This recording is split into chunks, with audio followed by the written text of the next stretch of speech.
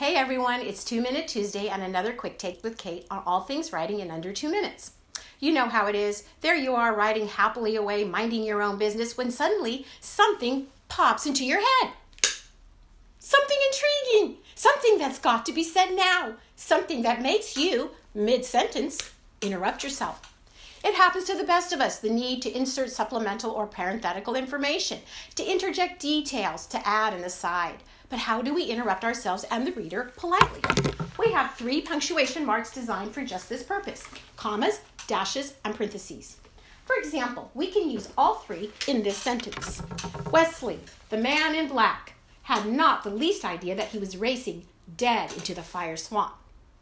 Poor Wesley, we'd better not leave this story for long. Let's look at dashes first. These are M dashes. They are much longer than the hyphen and take no spaces around them. Dashes are like a shout. They draw attention to the supplemental information. But no one likes to be shouted at, so don't overuse them.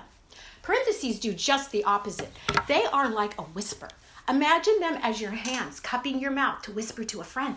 Just as a constant whisper begins to distract and annoy your friends, so do too many parentheses. The most natural punctuation marks are the commas. Think of a pair of commas as parentheses that have been turned to face the same direction and cut in half. Again, though, don't use too many of them.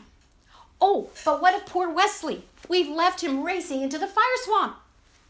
Remember, never let an interruption, no matter how polite, take you away from this story. For the rest of the story, go to Touryan.com/QuickTakes. Check back next Tuesday for another Quick Take with Kate. Suddenly,